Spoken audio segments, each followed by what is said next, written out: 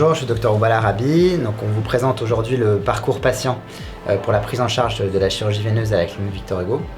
Donc l'idée c'était de faire une structure qui permettait de prendre en charge 100% des malades avec trois mots d'ordre principaux. Le cocooning. Donc on a voulu à la fois qu'au bloc opératoire ça soit un peu cocooning avec la lumière tamisée, la musique d'ambiance et le fait que l'anesthésiste mette des produits assez doux, mais aussi dans le parcours de soins. Je vais vous faire visiter le service. Quand les patients arrivent, ils montent dans le service avec un dossier jaune. Une fois que tout le dossier est checké, je vais inviter le patient à me suivre pour se changer. Il est invité à rentrer au vestiaire dans lequel je mettrai une tenue. Il sort avec ses affaires personnelles. On va ranger dans l'un des casiers qu'il y a ici.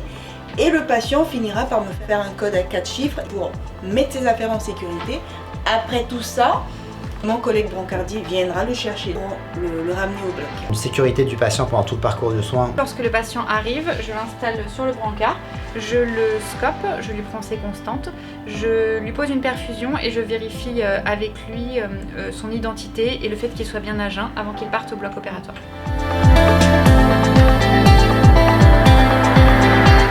Notre démarche s'inscrit comme une démarche de réhabilitation précoce, d'où l'anesthésie péropératoire est quand même un élément indispensable. Désormais, toutes les chirurgies des varices sont accessibles chez les patients sous sédation, c'est-à-dire sans anesthésie générale, sans anesthésie médulaire, une qualité et un confort du patient vraiment optimal.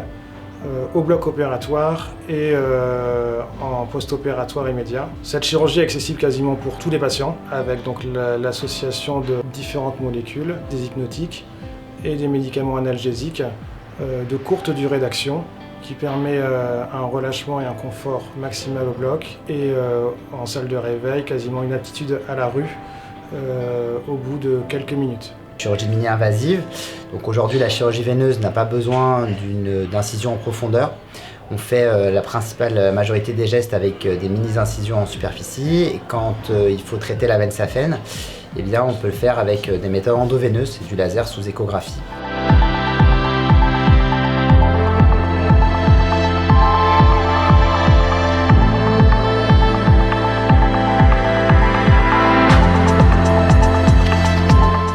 L'intervention terminée, il récupère ses affaires personnelles, il se change, il va dans la salle de collation où l'attend son accompagnant. Une fois qu'il finit de faire la collation, on lui remettra les documents nécessaires pour la sortie. C'est une structure qui est assez familiale, de petit calibre. Il n'y a qu'une salle de bloc opératoire, qu'une salle de réveil. Donc en gros, le patient a une équipe qui est entièrement dédiée à lui pendant tout le parcours de soins, ce qui est assez unique d'avoir à la fois une infirmière, un anesthésiste, un chirurgien, une aide-soignante qui soit entièrement dédiée que à lui. Après avoir fait la jambe droite en octobre, on m'a traité la saphène. Donc aujourd'hui je suis venu faire la jambe gauche. Bon, ça s'est très bien passé. Commencé par faire l'admission, ensuite je suis monté, on m'a pris en main, on m'a expliqué comment ça allait se passer. J'avais l'expérience de la première fois, donc c'est beaucoup plus simple.